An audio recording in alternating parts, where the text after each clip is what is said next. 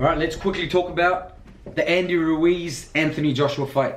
The fight that I believe has massive prophetic significance for what's happening in the church, but also prophetic significance for what's about to take place in people's lives. Okay, let's look at this fight. 1 minute you have this guy named Andy Ruiz. He's short, he's chubby, he's named all kinds of things. People are calling him all kinds of things, and he is just a step-in who's called in to fight Anthony Joshua because somebody else could not make it. And so now media, people, boxing experts, all labeling him as short, chubby, fat, unfit. This is going to be a joke. They call him Snickers boy because he loves Snickers. They call him all kinds of things looking at his outward appearance. And then you see him next to the guy he's fighting. Anthony Joshua is ripped, built, tall, dark, handsome. He's got abs on his abs, massive pecs, biceps. Looks like he should be the one who's gonna smash anybody who comes in front of him.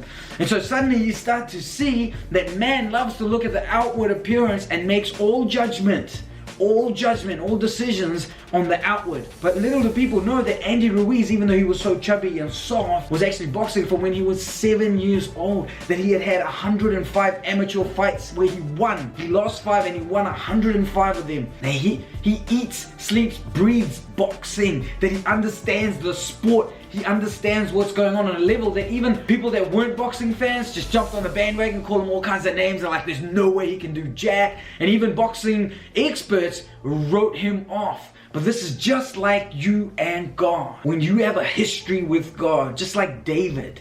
When David was about to fight Goliath, on the outside he's a ruddy looking little runt who should go and look after sheep, go and bring the cheese sandwiches for his brothers and keep your mouth shut, because Goliath standing there taunting all of Israel is someone that looks as a force that you can't reckon with. And here you got little David who knows his amateur pedigree, who eats, breathes and sleeps his identity with God, is standing there going, I got this. And so now you got Andy Ruiz, and in all his interviews he's just calm and he's like, yeah, I'm just gonna go there and just do my best, give it my best, and I'll probably come away with the win. So I'm a little excited, so I'm fresh, I'm ready, and I'm ready to rock and roll. And on the other side, you got all these people saying there is no way, it's a waste of time, da. Anyway, fight time comes, and Andy Ruiz is there, Anthony Joshua's there. The first couple of rounds, they're just feeling each other out. You don't really know what's up.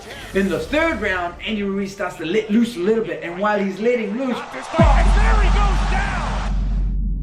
he gets hit with a left hook, hits the canvas for the first time in his career. He tastes what it's like to get knocked down. And this now again is so prophetic for people who God is about to use, because they have had an amateur pedigree. They have been through so much stuff that nobody knows. They're not famous. Nobody even thinks they're capable of something, but on the inside they have a history and a track record walking with God. And then what happens is sometimes life hits you so hard, like Rocky Balboa says, nothing hits you as hard as life, and boom, Andy Ruiz gets hit. But guess what? When you get hit, when life hits you, when trouble hits you, when something comes and smacks you, just like the foolish and the wise man who built their house, it was the foundation that made the difference. And the foundation in anybody who's walking with God's life is their identity in God. And when Andy Ruiz gets hit, you see his face going, okay, it's all shifted now, it's on. He gets back up and boom, he's right in there. Where before people who got punched and got hit would have drawn back and been a bit scared to go back in there, Andy Ruiz, complete opposite, runs into adversity, full strength, fearless, boom, boom, boom, and ends up dropping Joshua not once but twice in that round. And within 4 rounds, he knocks him down 2 more times, and now we have a new heavyweight champion of the world who everybody called all kinds of names, who people still look at and say, nah, that was lucky, you're still fat, you're this, and still laughing and mocking and taunting him. And this is such a great lesson, because there is a generation rising up that have this history, hidden pedigree, that are about to be made known. And even after they're made known, they will be called all kinds of things and labeled all kinds of things and depicted as certain things, but it all won't matter, because they've been trained in the secret place, and they have the most important thing solidified in their life, which is the question, who are you? And the answer lies in identity. I am a son of God.